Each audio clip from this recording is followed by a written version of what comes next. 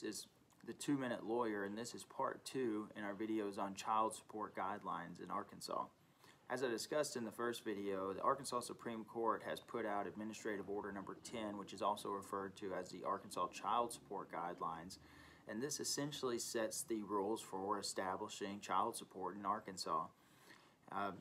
In the first video, I discussed how the court looks at and determines your net income for the purpose of setting child support. Once the net income is established, the next step is to set a reasonable amount of child support based on that income.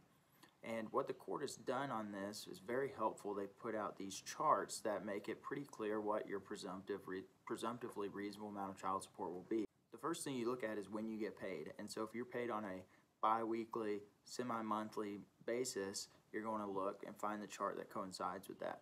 And so if you're looking at a chart, for example, on a weekly pay period, and you make $400 a week, you're going to go to the chart, you'll look down and find where it says $400 on the net income, and then you look over, and if you have one child, it's presumptively going to be $90 a week based on the chart.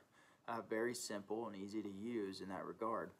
If your income is so high that it goes off of the chart, the court has set percentages of your net income that it will use. And so for one child, it's 15%. For two children, it's 21%. And it just continues to go up from there. The court can deviate from the chart, and sometimes it will. There are a list of factors that the court can look to do this, such as shelter and utilities, clothing, medical expenses, how those things are being paid, visitation time, and things like that. Generally speaking, though, the courts stick pretty closely to this chart, and if you go there and look and you're able to determine where it will be, I think you have a good idea of what to expect for a child support amount in your case.